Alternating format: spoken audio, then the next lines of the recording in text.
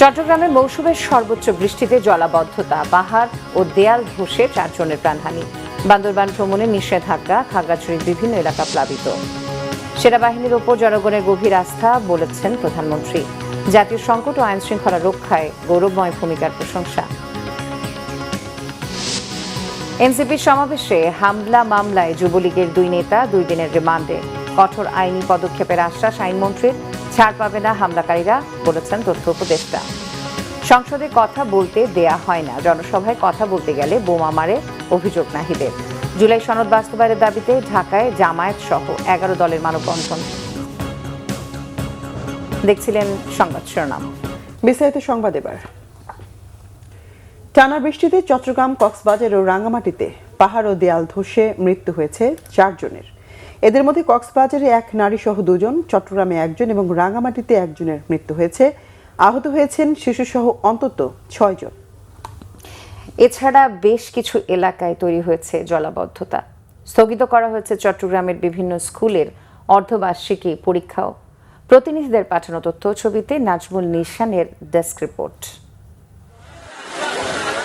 মৌসুমী স্থল নিম্নচাপের প্রভাব আর টানা বৃষ্টিতে কক্সবাজারে আবারও ভয়াবহ পাহাড় ও দেয়াল ধস হয়েছে।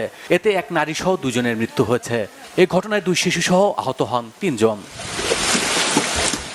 স্থানীয়রা জানান, দুপুর 2টার দিকে হাজিনগর এলাকার জসিম উদ্দিন নামে এক ব্যক্তির বাড়িতে পাহাড় ধসে পড়ে।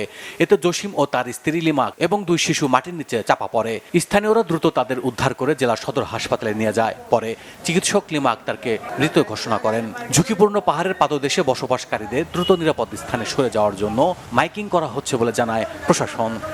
মাইকিং এর ব্যবস্থা করেছি যে পাহাড়ে যাতে কেউ অবৈধভাবে বসবাস না করে, এখান থেকে নিরাপদে সরে যায়। আমাদের আশ্রয় কেন্দ্রগুলো রেডি আছে। ইভেন এখানে যেটা দেখতেছি তাদেরকেও কিন্তু গতকালকেও মাইকিং করা হয়েছে, তাদেরকে সরে যেতে হয়েছে। এখানকার যারা সমিতি আছে তাদের লিডারদের সাথে কথা বলেছি আমরা, তারাও এদেরকে সবাইকে এসে অনুরোধ করছে যে তারা যেন সরে যায়।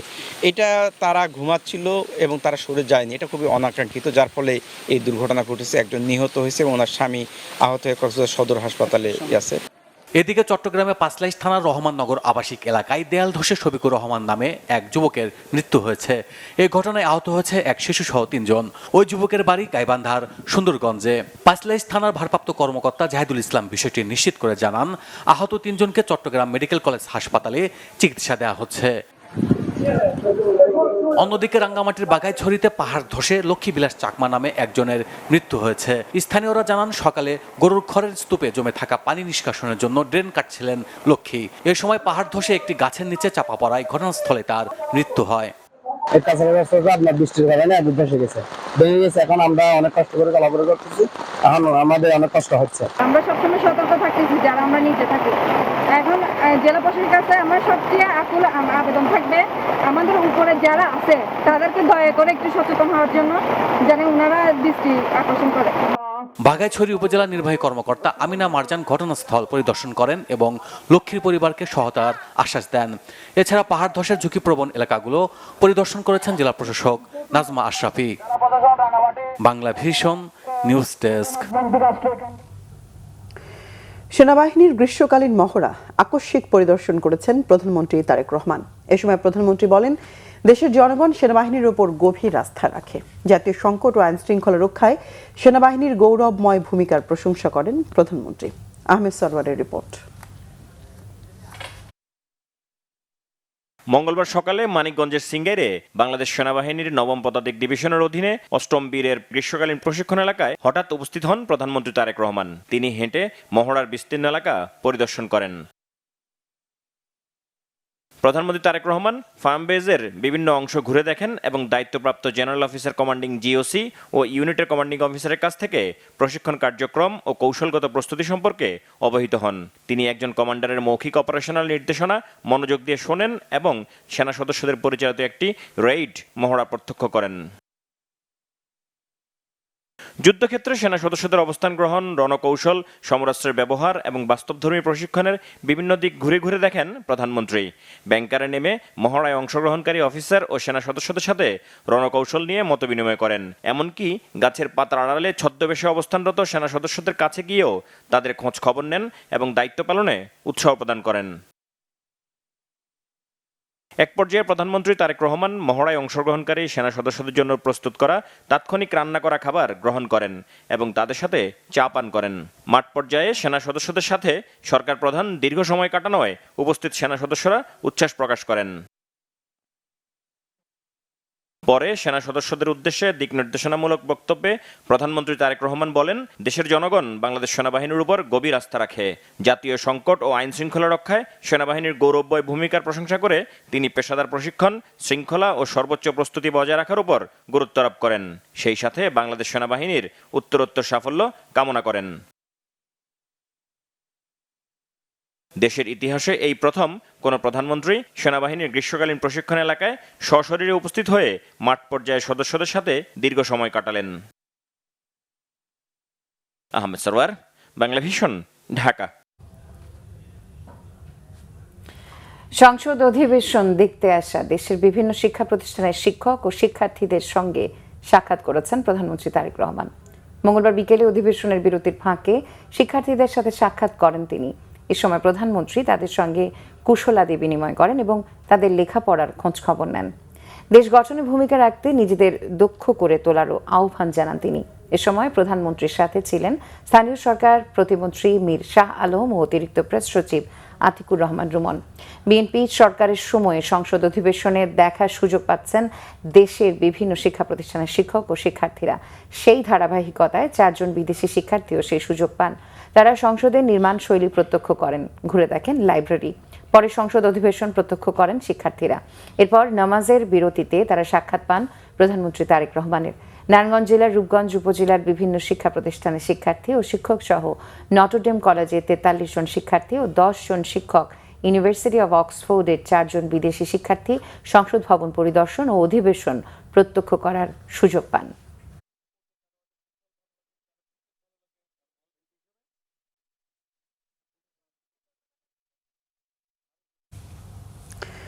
জিয়াউর রহমান ফাউন্ডেশনের vice president doctor Zubaida Rahman বলেছেন, চিকিৎসা মানুষের মৌলিক অধিকার, তাই সবার জন্য চিকিৎসা সেবা নিশ্চিত করতে চায় সরকার।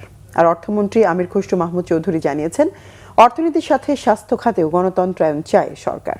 দেশের মানুষের বড় অঙ্কের অর্থ চিকিৎসায় ব্যয় হওয়াকে দুঃখজনক বলে মন্তব্য করেন অর্থমন্ত্রী। রিপোর্ট গোলাম ময়নুল আহসানের। বাংলাদেশের স্বাস্থ্যসেবার মান ও চিকিৎসকদের আন্তরিকতা নিয়ে সাধারণ মানুষের মধ্যে প্রশ্ন রয়েছে মোটা দাগে। বিপুল সংখ্যক মানুষ চিকিৎসা নিতে যান বিদেশে। সেবার প্রশ্নে সরকারি এমনকি বেসরকারি হাসপাতালে চিকিৎসকদের সাথে রোগী স্বজনদের সংঘর্ষের ঘটনাও সামনে আসে প্রায়। এমন প্রেক্ষাপটে রাজধানীর হোটেলে স্বাস্থ্য খাতে উদ্যোক্তা তৈরি বিষয়ক অনুষ্ঠানের আয়োজন করা হয়। এতে অংশ নেন জিয়াউর রহমান ফাউন্ডেশনের vice president doctor Zubaida Rahman. জানান, স্বাস্থ্যসেবা প্রতিটি মানুষের দোরগোড়ায় পৌঁছে দিতে কাজ করছে সরকার। We believe health is not a privilege. It is a fundamental human right. Bangladesh's health sector has been facing years of neglect. সবার জন্য চিকিৎসা সেবা নিশ্চিত করবে সরকার। প্রতিটি নাগরিক স্বাস্থ্য সেবা গ্রহণ করতে পারবেন সম্মানের সাথে। পরিবেশ তৈরি করতে হবে স্বাস্থ্য খাতে উদ্যোক্তাদের জন্য। আর নতুন নতুন উদ্যোক্তা এলে দেশের স্বাস্থ্য খাতের চেহারা পাল্টে যেতে সহায়ক হবে। We aim for disease prevention and health awareness to deliver services door to door in villages. অর্থমন্ত্রী বলেন, দেশের স্বাস্থ্যসেবার গুণগত মান নিশ্চিতে সরকারি ও বেসরকারি খাত একসাথে কাজ করতে হবে। The elected government has to deliver what we have promised. And healthcare is one thing we have promised to our people. সরকার কিভাবে স্বাস্থ্য খাতের উদ্যোক্তাদের সাহায্য করতে পারে সেটি বড় প্রশ্ন। সরকারি বেসরকারি খাতে প্রতিযোগিতা আছে, তবে একসাথেই কাজ করতে হবে সবার স্বাস্থ্যসেবা নিশ্চিতে। এক্ষেত্রে সরকারি খাতের চেয়ে বেসরকারি খাত ভালো করছে। Private sector and government are already, we have taken a decision that how they can work together. অনুষ্ঠানে স্বাস্থ্যমন্ত্রী জানান, স্বাস্থ্য খাতে উন্নতির জন্য সর্বোচ্চ গুরুত্ব দিচ্ছে সরকার। স্বাস্থ্য খাতে নৈতিকতা সবচেয়ে জরুরি বলেও মনে করেন তিনি। Medical entrepreneurship needs moral, high moral.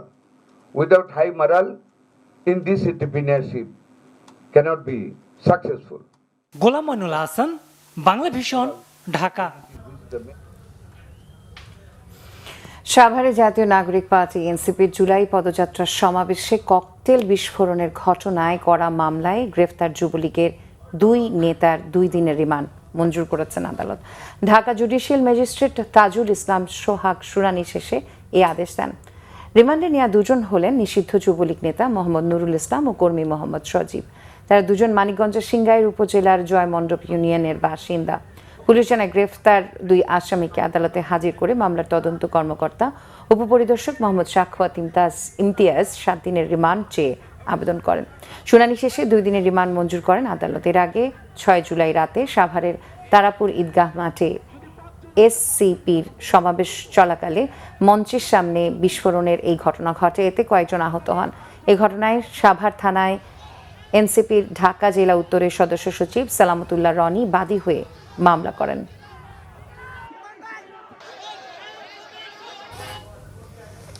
এনসিপির সমাবেশে ককটেল হামলায় জড়িতদের ব্যাপারে কঠোর আইনি পদক্ষেপ নেবে সরকার। সংসদে এই তথ্য জানিয়েছেন আইনমন্ত্রী মোহাম্মদ আসাদুজ্জামান। সংসদে আজ পয়েন্ট অফ অর্ডারে এনসিপির সংসদ সদস্য আক্তার হোসেনের বক্তব্যের জবাবে তিনি এই তথ্য জানান। এছাড়া প্রশাসনে থাকা ফ্যাসিবাদীদের চিহ্নিত করে ব্যবস্থা নেওয়া হচ্ছে বলে জানিয়েছেন জনপ্রশাসন প্রতিমন্ত্রী মোহাম্মদ আব্দুল বারী। রিপোর্ট রিশান নাসরুল্লাহ। জাতীয় সংসদের নতুন অর্থ বছরের বাজেট পাশের পর মঙ্গলবার থেকে আবার শুরু হয়েছে সংসদের মুলতবি অধিবেশন। অধিবেশনে পয়েন্ট অফ অর্ডারে এনসিপির সংসদ সদস্য আক্তার হোসেন জুলাই পদযাত্রায় ও সমাবেশে পলাতক ফ্যাসিস্ট শক্তির হামলার বিষয়ে সরকারের পদক্ষেপ নিয়ে প্রশ্ন তোলেন। এ সময় স্বরাষ্ট্রমন্ত্রীর পক্ষে জবাব দেন আইনমন্ত্রী। আমরা যখনই জুলাইকে নিয়ে কোনো প্রসঙ্গ নিয়ে আসি, জুলাইকে নিয়ে যখনই আমরা কোনো আন্দোলন সংগ্রাম বা কোনো প্রোগ্রামের কর্মসূচি আমরা ঘোষণা করি, সেই সময়টাতেই নানাভাবে আমাদেরকে বাধাগ্রস্ত করার চেষ্টা করা হয়। গতকাল যে বিস্ফোরণ ঘটানো হয়েছে সেখানে বিরোধী দলীয় চিফ হুইপ উপস্থিত ছিলেন, আমি নিজে উপস্থিত ছিলাম, আরও নেতৃবৃন্দ উপস্থিত ছিলেন। ভয়াবহ ক্ষতির মধ্যে আমরা পড়তে পারতাম। এমত অবস্থায় যারা পতিত স্বৈরাচার আছে এবং যারা নানাভাবে সমাজে স্বাভাবিকীকরণের দিকে অগ্রসর হচ্ছে, তাদের ব্যাপারে আসলে সরকারের তরফ থেকে পদক্ষেপ কি? এই অপরাধীরা এবং বিস্ফোরণকারীরা যে বিস্ফোরণ ঘটানোর সুযোগ পাচ্ছে, তাদের বিপক্ষে আইনগত কোনো ব্যবস্থা গ্রহণ করা হবে কিনা এবং আমাদের নির্বিঘ্ন সভা সমাবেশ করার অধিকার নিশ্চিত করা হবে কিনা, সেটা আপনার মাধ্যমে এই সংসদের কাছ থেকে আমরা জানতে চাই। মাননীয় স্পিকার, আমরা আশ্বস্ত করতে পারি যে এর সাথে যদি কেউ জড়িত থাকে তার বিরুদ্ধে আইনিভাবে যতটা পদক্ষেপ নেওয়া সম্ভব, স্বচ্ছতার সাথে ততটা কঠোর পদক্ষেপই সরকার নেবেন। অধিবেশনে প্রশ্নোত্তর পর্বে অংশ নিয়ে জনপ্রশাসন প্রতিমন্ত্রী জানান, শূন্যপদ পূরণের পাশাপাশি ফ্যাসিস্ট সরকারকে দীর্ঘস্থায়ী করতে প্রশাসনের যেসব কর্মকর্তা কর্মচারী প্রকাশ্যে কাজ করেছেন তাদের বিরুদ্ধে আইনগত ব্যবস্থা নেওয়ার পরিকল্পনা রয়েছে সরকারের। অন্যদিকে আইনমন্ত্রী জানিয়েছেন, রাজনৈতিক হয়রানিমূলক মামলার বিষয়ে কাজ করছে সরকার। যে রাজনৈতিক মামলাগুলো এখনো প্রত্যাহার হয়নি, ইতিমধ্যে সেই মামলাগুলো প্রত্যাহারের জন্য জেলা প্রশাসকের নেতৃত্বে একটি কমিটি হয়েছে। সেই কমিটির মাধ্যমে স্বরাষ্ট্র মন্ত্রণালয় হয়ে আইনমন্ত্রীর নেতৃত্বে আরেকটি কমিটি হয়েছে। সেই কমিটির কাছে আসলে আমরা সেটা যাচাই বাছাই করে প্রত্যাহারের জন্য যথাযথ সিদ্ধান্ত গ্রহণ করছি এবং করব। শূন্যপদ পূরণের জন্য ইতিমধ্যে 6 মাস, 1 বছর এবং 5 বছর মেয়াদী কর্ম পরিকল্পনা প্রণয়ন করা হয়েছে। পরিকল্পনায় বর্ণিত স্বচ্ছতা ও দ্রুততার সাথে 5 লক্ষ সরকারি কর্মচারী নিয়োগ, এর বিষয়ে অন্যান্য মন্ত্রণালয় বিভাগের নিয়োগের সর্বশেষ অবস্থা, শূন্য পদে নিয়োগের তথ্য এবং ক্যাডার পদে নিয়োগের অধিযাচন প্রেরণের জন্য জনপ্রশাসন মন্ত্রণালয় হতে পত্র প্রেরণ করা হয়েছে।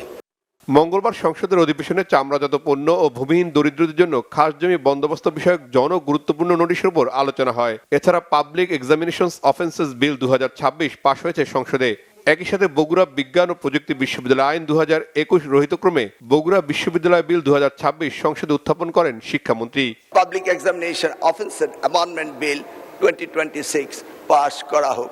রিশান নাসরুল্লাহ, বাংলাভিশন, ঢাকা। প্রধানমন্ত্রী তথ্য ও পলিসি অ্যান্ড স্ট্র্যাটেজি উপদেষ্টা ডাক্তার জাহিদুর রহমান জানিয়েছেন, জুলাই অভ্যুত্থান নিয়ে কটূক্তি করা অপ্রত্যাশিত হলেও ফৌজদারি অপরাধ নয়। তিনি জানান, এনসিপির সমাবেশে হামলাকে ঘিরে দলটির আহ্বায়ক ও বিরোধী দলীয় চিফ হুইপ নাহিদ ইসলামের দেয়া বক্তব্য সম্পূর্ণ রাজনৈতিক। উপদেষ্টা আরও জানান, আওয়ামী লীগ কিছু লোককে টাকা দিয়ে বিশৃঙ্খলা ঘটাতে পারলেও তাদের পক্ষে দেশে খারাপ কিছু ঘটানো সম্ভব নয়। রিপোর্ট জিয়াউল হক সবুজের। সোমবার সাভারে এনসিপির সমাবেশে ককটেল বিস্ফোরণ ঘটায় দুর্বৃত্তরা। এতে 4 নেতাকর্মী আহতের ঘটনায় সরকারের ওপরই দায় চাপান এনসিপির আহ্বায়ক ও বিরোধী দলীয় চিফ হুইপ নাহিদ ইসলাম।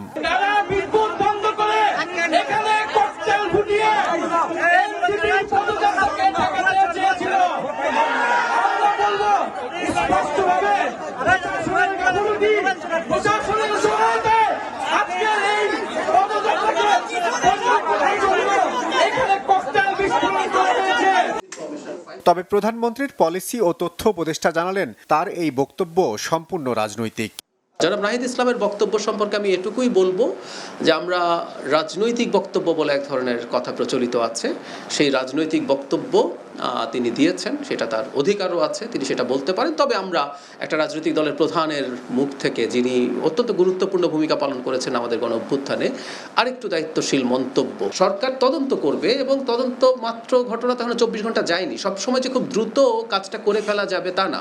সরকার অবশ্যই অ্যারেস্ট করার জন্য সর্বোচ্চ চেষ্টা করছে এবং দ্রুতই আমরা আশা করি করবে। সচিবালয়ে সাপ্তাহিক এই ব্রিফিংয়ে উপদেষ্টা জানান, সরকার জুলাইয়ের চেতনা ধারণ করলেও এ নিয়ে কটূক্তিকারীদের বিরুদ্ধে ফৌজদারি আইনে ব্যবস্থা নেওয়া যাচ্ছে না। জুলাই নিয়ে কটূক্তি অত্যন্ত মর্মান্তিক, অত্যন্ত অপ্রত্যাশিত, কিন্তু এটা এখন পর্যন্ত আমরা ক্রিমিনাল অফেন্স হিসাবে আমরা কোনো আইনে এটাকে ইনক্লুড করিনি। সুতরাং আইনগত ব্যবস্থা তাদের বিরুদ্ধে নেয়ার ক্ষেত্রে ওই কাজটা আগে করতে হবে। তো সমাজে এই আলাপটা হওয়া দরকার আছে, জুলাইকে নিয়ে এই ধরনের মন্তব্যকে আমরা ক্রিমিনালাইজ করব কিনা। এক প্রশ্নের জবাবে ডাক্তার জাহিদুর রহমান বলেন, তুরাগে আওয়ামী লীগ কর্মীর মৃত্যু দুঃখজনক, তবে আদালতের চূড়ান্ত রায় না আসা পর্যন্ত নিষিদ্ধই থাকবে দলটির কার্যক্রম। ভারতে বসে যাদের নাম বললেন আওয়ামী লীগের নেতা বা শেখ হাসিনা তো কি করতে বলেছিলেন না? বলেছিলেন তো। উনি চেহারা দেখান না, আমি ধারণা করি এটা দেখাতে উনি কুণ্ঠিত, ওনার পরাজিত বিধ্বস্ত চেহারা দেখান, কিন্তু অডিওতে তো অনেক কথাবার্তা বলেন। আমাদের মিডিয়াতে প্রচারের নিষেধাজ্ঞা থাকলে সোশ্যাল মিডিয়াতে চলে যায়, এটা করো ওটা করো, নানান কথাবার্তা। কি হয়েছে এক্স্যাক্টলি? কিছু হয়নি, হবে না, আমি এটা বিশ্বাস করি। ওই নৈতিক শক্তিটাই তাদের নাই, কিছুটা আছে, ওই যে বললাম টাকার শক্তি আছে 10-15 জন লোককে দিয়ে কিছু করানোর জন্য। সেইটা দিয়ে এই দেশে কোনো রকম কোনো খারাপ কিছু করার সক্ষমতা আওয়ামী লীগের নেই।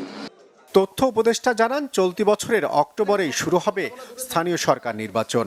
এই নির্বাচন শুরুর 10 থেকে 12 মাসের মধ্যেই সব স্থানীয় সরকার নির্বাচন সম্পন্ন হবে। 10 থেকে 12 মাস সময় লাগে। জিয়াউল হক সবুজ, বাংলা ভিশন, ঢাকা। সংসদে বিরোধী দলের সদস্যদের কথা বলতে দেয়া হচ্ছে না বলে অভিযোগ করেছেন জাতীয় নাগরিক পার্টি এনসিপির আহ্বায়ক ও জাতীয় সংসদের বিরোধী দলীয় চিফ হুইপ নাহিদ ইসলাম। বলেন, এনসিপির নেতারা জনসভায় কথা বলতে গেলে বোমা মারা হয়, ককটেল নিক্ষেপ করা হয়। মঙ্গলবার টাঙ্গাইলের সখীপুরে এনসিপি আয়োজিত জুলাই পদযাত্রা শেষে পথসভায় নাহিদ ইসলাম এসব অভিযোগ করেন। গতকাল সাভারে আমাদের যে কর্মসূচি ছিল, শান্তিপূর্ণ কর্মসূচিতে ককটেল ফাটিয়ে, বোমা ফাটিয়ে তারা মনে করেছিল আমাদের পদযাত্রা বন্ধ করবে, আমাদের পদযাত্রায় জনজোয়ার বন্ধ করবে, কিন্তু তারা সখীপুরবাসী প্রমাণ করে দিয়েছে এই সকল ষড়যন্ত্র পরিকল্পনা ব্যর্থ করে দিয়েছে। আমরা দেখছি বাংলাদেশকে আবারও সেবার এক দলীয় শাসনের দিকে নিয়ে যাওয়ার চেষ্টা করা হচ্ছে। এক ক্ষমতাসীন দল, সরকারি দল, শুধু তারাই কথা বলবে, অন্য দলকে কথা বলতে দেওয়া হবে না। সংসদে আমাদেরকে কথা বলতে দেওয়া হয় না। আমরা জনসভায় কথা বলতে গেলে ককটেল ফুটানো হয়, বোমা মারানো হয়। এই একদলীয় শাসন যদি আবার শুরু করার কথা কেউ ভাবে, আওয়ামী লীগের পরিণতির কথা আপনারা ভাববেন। আওয়ামী লীগ 16 বছর একদলীয় শাসন করে দিল্লিতে হেলিকপ্টার নিয়ে পালাতে হয়েছিল। এদিকে গণভোটের গণরায় বাস্তবায়ন এবং জুলাই আন্দোলনে মানবতা বিরোধী অপরাধে অভিযুক্তদের গ্রেফতার ও বিচারের দাবিতে রাজধানীতে মানববন্ধন করেছে জামায়াতে ইসলামীর নেতৃত্বাধীন 11 দলীয় জোট। স্পিকারের কাছে স্মারকলিপি জমা দিয়েছেন তারা। মঙ্গলবার দুপুরে জামায়াতের সেক্রেটারি জেনারেল অধ্যাপক মিয়া গোলাম পরওয়ারের নেতৃত্বে জোটের সদস্যরা স্পিকার অবসরপ্রাপ্ত মেজর হাফিজ উদ্দিনের কাছে স্মারকলিপি জমা দেন। মানিক মিয়া এভিনিউতে মানববন্ধন করে জামায়াতে ইসলামের নেতৃত্বাধীন 11 দলীয় জোট। মানববন্ধনে প্রধান অতিথি হিসেবে বক্তব্যে জামায়াতে ইসলামের সেক্রেটারি জেনারেল অধ্যাপক মিয়া গোলাম পরওয়ার বলেন, স্পিকার আশ্বাস দিয়েছেন তিনি প্রধানমন্ত্রী তারেক রহমানের সঙ্গে এই বিষয়ে কথা বলবেন। মানববন্ধনে এনসিপি সদস্য সচিব আক্তার হোসেন বলেন, জুলাই আকাঙ্ক্ষা বাস্তবায়ন করতে হলে দ্রুত গণভোটের রায় বাস্তবায়ন করতে হবে। জুলাইকে তারা খাটো করার চেষ্টা করছে, বাংলাদেশ রাষ্ট্রটিকে একটি গণতান্ত্রিক রাষ্ট্র হিসেবে বিনির্মাণ করতে হলে অবশ্যই জুলাই সনদের যে গণভোটের গণরায়, সেই গণরায়কে অবশ্যই বাস্তবায়ন করতে হবে। আষাঢ়ের এই বর্ষণমুখ দুপুর থেকে দেশ ও জাতির প্রয়োজনে একটি বৈষম্যহীন বাংলাদেশ গড়ার জন্য 11 দলের ডাকের সাড়া দিয়ে আজকের এই মানববন্ধন কর্মসূচি যারা সফল করেছেন, আমি 11 দলের পক্ষ থেকে তাদের সকলকে মোবারকবাদ এবং ধন্যবাদ জানাচ্ছি। তত্ত্বাবধায়ক সরকার বাতিল করে সংবিধানের ৫০ সংশোধনীকে অবৈধ ঘোষণা করা হাইকোর্টের রায়ের বিরুদ্ধে করা আপিল শুনানিতে আপিলকারীদের ভিন্নমত দেখা দিয়েছে। প্রধান বিচারপতির নেতৃত্বাধীন ৪ সদস্যের আপিল বেঞ্চে আপিলকারী হিসেবে আজ শুনানি করেন সুশাসনের জন্য নাগরিক সুজন ও জামাত ইসলামের পক্ষের আইনজীবীরা। শুনানিতে সুজনের আইনজীবী পুরো সংশোধনী বাতিল চাইলেও জামাতের আইনজীবী এই সংশোধনীর আংশিক বাতিল চান। রকুনুজ্জামানের রিপোর্ট। ২০১১ সালে ৩০ জুন জাতীয় সংসদে ৫০ সংশোধনী পাশ হয়। এই সংশোধনীর মাধ্যমে তত্ত্বাবধায়ক সরকার ব্যবস্থা বাতিল ও শেখ মুজিবুর রহমানকে জাতির জনক হিসেবে স্বীকৃতি দেওয়া হয়। এছাড়া জাতীয় সংসদে নারীদের জন্য সংরক্ষিত আসন সহ বেশ কিছু বিষয়ে সংশোধনী আনা হয়। অন্তর্বর্তীকালীন সরকারের সময়ে সংবিধানের ৫০ সংশোধনী বাতিল চেয়ে করা দুটি রিটের প্রেক্ষিতে ২০২৪ সালের ১৭ ডিসেম্বর হাইকোর্টের সংশোধনীর কয়েকটি বিধানকে অসাংবিধানিক ঘোষণা করলেও পুরো সংশোধনীটি বাতিল করেনি হাইকোর্ট। এ রায়ের পর তত্ত্বাবধায়ক সরকারে ফেরার পথ খুললেও কিছু আইনগত জটিলতা থেকে যাওয়ায় হাইকোর্টের রায়ের বিরুদ্ধে পৃথক 3টি আপিল হয়। এই রায়ের বিরুদ্ধে করা আপিলের শুনানি গত সোমবার শুরু হয়েছে। দ্বিতীয় দিনে শুনানি শেষে আপিলকারীদের মধ্যে ভিন্নমত দেখা যায়। সুজনের আইনজীবী শরীফ ভূঁইয়ার উপস্থাপনা ছিল ৫০ সংশোধনী একটি অস্বচ্ছ প্রক্রিয়ায় পাশ হয়েছে এবং এর মাধ্যমে সংবিধানের মৌলিক চরিত্র পরিবর্তন করা হয়েছে। তাই ৫০ সংশোধনী পুরোটি বাতিল চান তিনি। আমরা মূলত যেটা বলেছি যে ৫০ সংশোধনী পুরোটাই বাতিল হওয়া উচিত। দুটো কারণে, এক হলো এটা খুবই অস্বচ্ছ একটা প্রক্রিয়ায় পাশ করা হয়েছে এবং এটা একটা ব্যাপক সংশোধনী যেটা সংবিধানের একটা পুনর্লিখনের মতন এবং এর মাধ্যমে বাংলাদেশের সংবিধানের চরিত্র পরিবর্তন করা হয়েছে। এটা এক ধরনের সংবিধানের সাথে প্রতারণা করা হয়েছে। অন্যদিকে এই সংশোধনীর আংশিক বাতিল চেয়ে রাষ্ট্রের নীতিগত সিদ্ধান্ত আদালতে না নিয়ে জুলাই সনদ অনুযায়ী সংসদে নেওয়া উচিত বলেই শুনানিতে মত দেন জামাতের আইনজীবীরা। আমাদের সাবমিশন হলো ইন ইটস এন্টায়ারিটি বাদ করাটা ঠিক হবে না, ততটুকু বাদ করা ঠিক হবে যতটুকু বাদ না করলে সংবিধানের মৌলিক স্তম্ভ ভঙ্গ হয়, শুধু ততটুকু। বাকিটুকু যদি বাদ করতে যান তাহলে রাষ্ট্রের ফেব্রিক, রাষ্ট্রের নীতি, প্রিন্সিপাল, প্রস্তাবনা এই সবগুলোই আলোচনা ছাড়া আদালত বাদ করে দিলে এটাকে ইংরেজিতে বলে সুপার লেজিসলেশন। পার্লামেন্ট আছে, তার বাইরে গিয়ে আদালত নিজেই যদি আইন প্রণয়ন করে ফেলে তাহলে পার্লামেন্টের দায়িত্বটা কোথায় থাকবে? আপিল শুনানি মঙ্গলবার পর্যন্ত মুলতবি করেছে আপিল বিভাগ। হাইকোর্টের রায়ের বিরুদ্ধে করা আপিল শুনানিতে পক্ষভুক্ত আছেন বিএনপির মহাসচিব মির্জা ফখরুল ইসলাম আলমগীরও। রকুনুজ্জামান, বাংলা ভিশন, ঢাকা। আধুনিক অর্থনৈতিক ব্যবস্থার গতি বাড়াতে বীমা খাতকে একটি শক্ত ও সুনির্দিষ্ট আইনি কাঠামোর মধ্যে এনে জনগণের আস্থা ফেরানো জরুরি বলে মনে করেন তথ্য ও সম্প্রচার মন্ত্রী জহিরুদ্দিন স্বপন। দুপুরে রাজধানীর অফিসার্স ক্লাবে ন্যাশনাল লাইফ ইন্স্যুরেন্স পিএলসি এর ৪২তম প্রতিষ্ঠা বার্ষিকী অনুষ্ঠানে প্রধান অতিথির বক্তব্যে তিনি মন্তব্য করেন। বিগত আমলের অর্থনৈতিক অনিয়মের চিত্র তুলে ধরে তথ্য ও সম্প্রচার মন্ত্রী বলেন, প্রধানমন্ত্রী তারেক রহমানের নেতৃত্বে বর্তমান সরকার কেবল গতানুগতিকভাবে দেশ পরিচালনার জন্য ক্ষমতা গ্রহণ করেননি। এই সরকার ভঙ্গুর অর্থনীতি উত্তরাধিকার হিসেবে পেয়েছে। কি পরিমাণ টাকা বিদেশে পাচার হয়েছে, কত টাকা কর ব্যবস্থার বাইরে পড়ে আছে, রাজস্বের আওতায় আনা যায়নি তা চিহ্নিত করতে হচ্ছে। তিনি আরও বলেন, ক্ষমতায় আসার আগেই সরকারের পক্ষ থেকে রাষ্ট্রের বিভিন্ন সমস্যা চিহ্নিত করা হচ্ছে। এখন এই সমস্যাগুলো সংস্কার ও মেরামত করা না হলে সমাধানের মূল লক্ষ্য বাস্তবায়ন করা সহজ হবে না। সরকারের সবচেয়ে বড় চ্যালেঞ্জ হচ্ছে বিগত আমলের একটা ভঙ্গুর অর্থনীতি, একটা দেউলিয়া অর্থনীতিতে রূপান্তরিত হয়েছে। আপনারা সবাই জানেন কি পরিমাণ টাকা এখানে বিদেশে পাচার করা হয়েছে, কি পরিমাণ টাকা এখানে কর ব্যবস্থার বাইরে পড়ে আছে, কি পরিমাণ টাকা এখানে রাজস্ব আদায়যোগ্য হওয়া সত্ত্বেও রাজস্বের আওতায় আনা যায়নি এবং রাষ্ট্রের এইভাবে বঞ্চিত হওয়ার যে প্রক্রিয়া, সেই প্রক্রিয়াগুলিকে আমাদের চিহ্নিত করতে হবে। আসছে দিনগুলোতে মিয়ানমারের রাখাইন রাজ্যে সামরিক সংঘাত আরও বাড়তে পারে বলে শঙ্কা বিশ্লেষকদের। এর ফলে নতুন করে রোহিঙ্গা অনুপ্রবেশের হুমকি দেখছেন তারা। তাই এখনই সতর্কতার পাশাপাশি অভ্যন্তরীণ বিচ্ছিন্নতাবাদ ঠেকাতে প্রস্তুতির পরামর্শ তাদের। চীন ও যুক্তরাষ্ট্রের মতো শক্তিধর রাষ্ট্রগুলোর স্বার্থ সংশ্লিষ্ট এই অঞ্চলে কৌশলী হওয়ারও মত বিশ্লেষকদের। নাবিল জাহাঙ্গীরের রিপোর্টে দেখুন বিস্তারিত। দীর্ঘ বিরতির পর গত কয়েকদিনে আবারও উত্তপ্ত বাংলাদেশ মিয়ানমার সীমান্ত। মিয়ানমারের বিদ্রোহী সংগঠন আরাকান আর্মির নিয়ন্ত্রণে থাকা রাখাইন রাজ্যে বিমান হামলা জোরদার করেছে দেশটির জান্তা বাহিনী। বোমার শব্দ আর কম্পন সীমানা পেরিয়ে আতঙ্ক ছড়িয়েছে টেকনাফের বাসিন্দাদের মাঝেও। পরিস্থিতি সামাল দিতে টহল জোরদার করেছে বিজিবি। সামরিক বিশেষজ্ঞরা বলছেন এই মুহূর্তে রাখাইনে শক্ত অবস্থানে থাকা আরাকান আর্মির বিরুদ্ধে জান্তা বাহিনীর সফলতার সম্ভাবনা কম।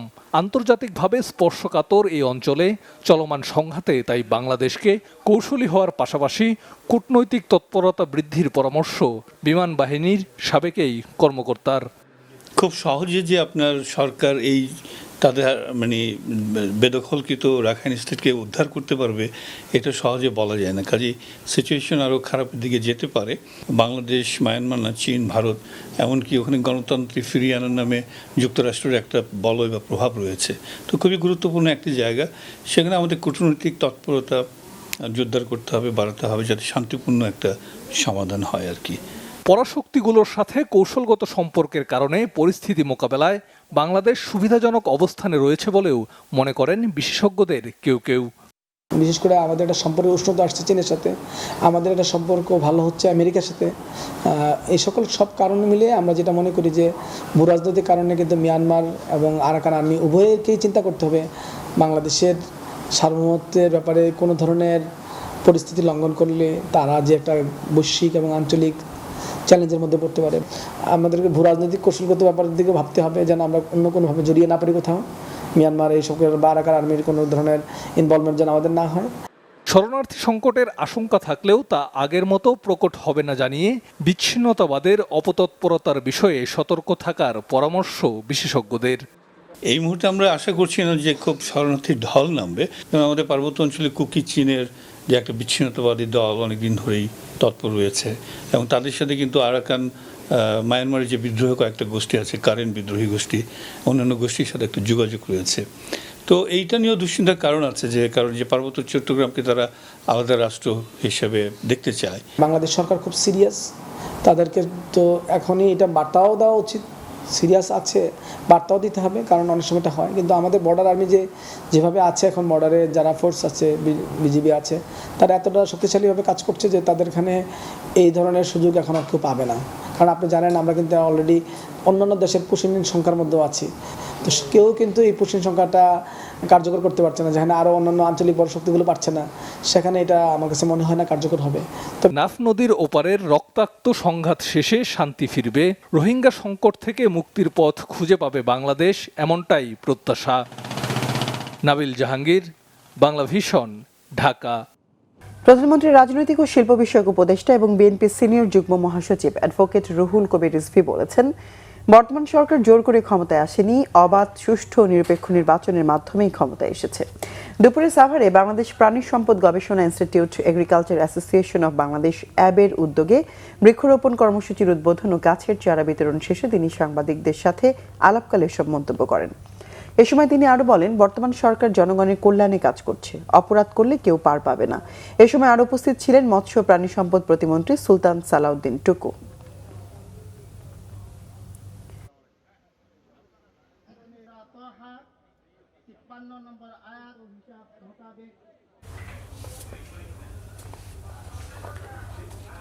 দেশে হামের সংক্রমণ কিছুটা কমে এলেও নতুন করে উদ্বেগ বাড়াচ্ছে ডেঙ্গু।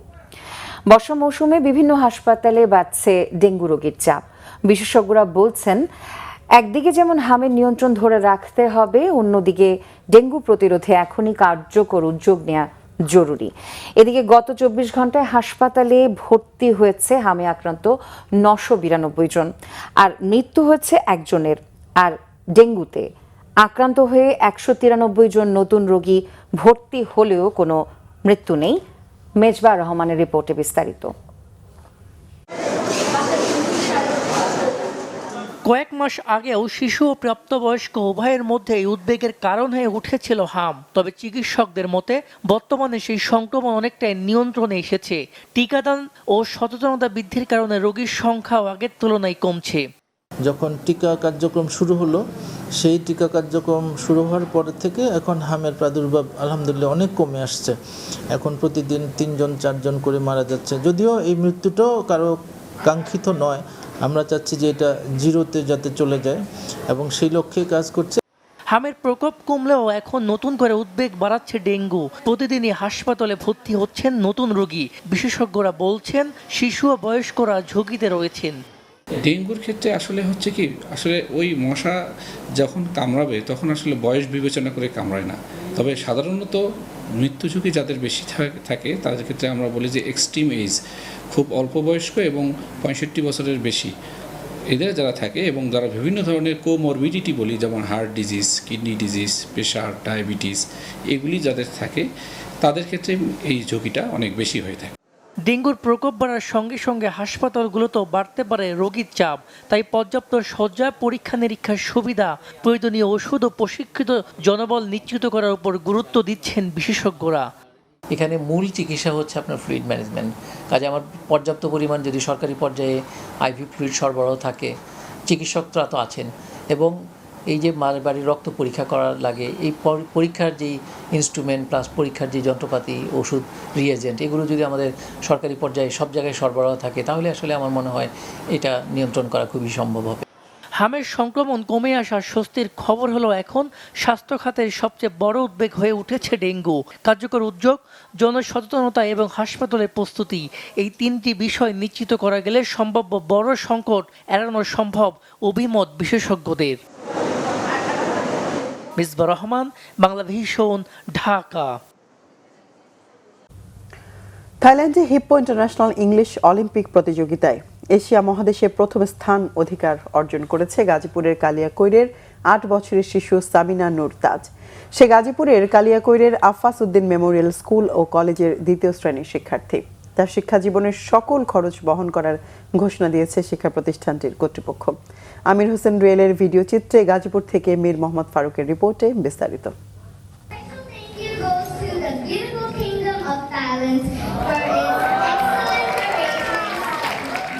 জামালপুরের মেস্তা গ্রামের মোহাম্মদ সানোয়ার হোসেন মামুনের মেয়ে সামিনা নূর তাজ কালিয়াকৈরে পোশাক কারখানায় চাকরি করেন তার বাবা।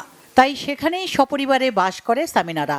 প্রতিভাবান এই শিক্ষার্থী 2023 সালে আফাজউদ্দিন মেমোরিয়াল স্কুল অ্যান্ড কলেজের প্রাথমিক শাখা নার্সারিতে ভর্তির পর শুরু থেকেই প্রতিটি ধাপে মেধার স্বাক্ষর রেখে আসছে। গত 3 জুলাই থাইল্যান্ডে হয়ে গেল এশিয়া মহাদেশীয় অঞ্চলের প্রতিযোগিতা। এতে সামিনা নূর তাজ হিপ্পো ইন্টারন্যাশনাল ইংলিশ অলিম্পিক 2026 প্রতিযোগিতায় অংশ নিয়ে এশিয়া মহাদেশে প্রথম স্থান অর্জন করেছে। বড় হয়ে পাইলট হতে চায় সে।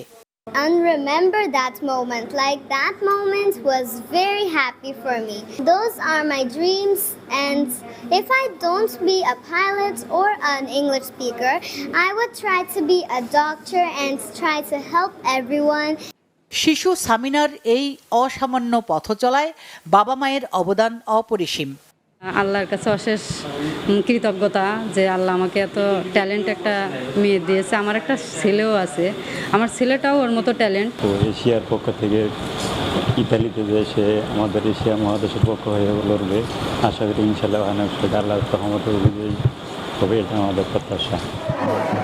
এদিকে কালিয়াকৈরে আফাজউদ্দিন মেমোরিয়াল স্কুল অ্যান্ড কলেজে জমকালো আয়োজনে সামিনা নূর তাজকে সংবর্ধনা দেয় কর্তৃপক্ষ। মেধাবী এই শিক্ষার্থীর ভবিষ্যতের শিক্ষা জীবনের সমস্ত খরচ স্কুল কর্তৃপক্ষ বহন করবে বলে ঘোষণা দেন প্রতিষ্ঠানের চেয়ারম্যান। আমরা ইটালিতে পাঠাবো, আর ইনশাল্লাহ ওর যে মেধা আছে, ওর যে দক্ষতা আছে, আশা করি ওখানে থেকে একটা ভালো একটা রেজাল্ট আমাদেরকে দিতে পারবো, আশা করি ইনশাল্লাহ। আগামী 28 সেপ্টেম্বর থেকে 3 অক্টোবর পর্যন্ত ইতালিতে অনুষ্ঠেয় ইউনিভার্সাল রাউন্ডে সামিনা নূর তাজ বিশ্বব্যাপী প্রতিযোগিতায় অংশ নেবে। Bangla vision news desk.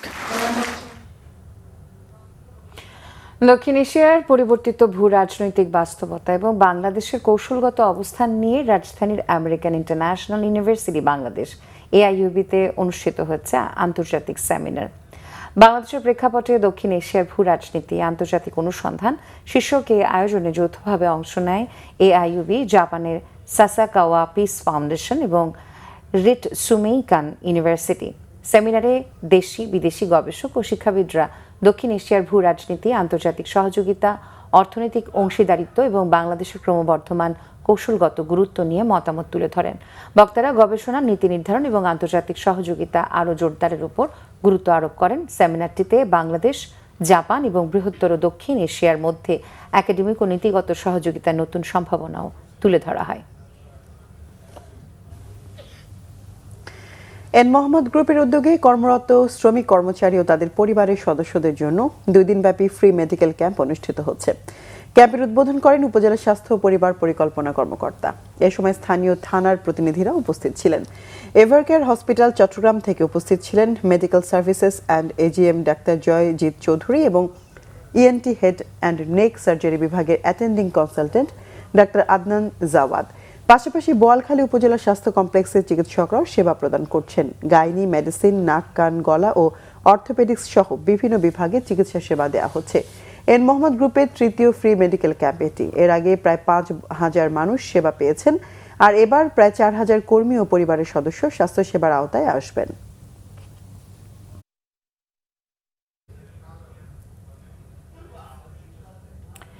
Sonargaon ইউনিভার্সিটির গ্রিন রোড ক্যাম্পাসে আনুষ্ঠানিকভাবে উদ্বোধন করা হচ্ছে ফল আপরাইজ অ্যাডমিশন ফেয়ার 2026। মেলা উদ্বোধন করেন সোনারগাঁও ইউনিভার্সিটির বোর্ড অফ ট্রাস্টিজের চেয়ারম্যান ও প্রতিষ্ঠাতা engineer Abdul Aziz, board of ট্রাস্টিজের নির্বাহী সদস্য অ্যাডভোকেট উম্মে সালমা এবং উপদেষ্টা আজিজুল বারী। এ সময় উপস্থিত ছিলেন সোনারগাঁও ইউনিভার্সিটির ভারপ্রাপ্ত উপাচার্য প্রফেসর ডক্টর মোহাম্মদ ইকরামুল ইসলাম, উপাচার্য প্রফেসর বুলবুল আহমেদ ও ইউনিভার্সিটির বিভিন্ন অনুষদের ডিন, বিভাগীয় প্রধান, কোঅর্ডিনেটর, শিক্ষক কর্মকর্তা ও শিক্ষার্থীরা। মেলায় ভর্তিকৃত শিক্ষার্থীদের জন্য বিশেষ কিছু সুযোগ সুবিধার মধ্যে রয়েছে ফেয়ার এক্সক্লুসিভ ওয়েভার, যেখানে ভর্তি হলে শিক্ষার্থীরা 40,000 টাকা নিশ্চিত টিউশন ফি ওয়েভার পাচ্ছে। এছাড়া তাৎক্ষণিক সুবিধা হিসেবে শিক্ষার্থীরা পাচ্ছেন একটি ব্যাগ এবং 1,500 টাকা ইনস্ট্যান্ট ওয়েভার। পাশাপাশি পূর্ববর্তী পরীক্ষার ফলাফলের ভিত্তিতে শিক্ষার্থীদের জন্য 100% পর্যন্ত মেধাভিত্তিক স্কলারশিপের সুবিধা।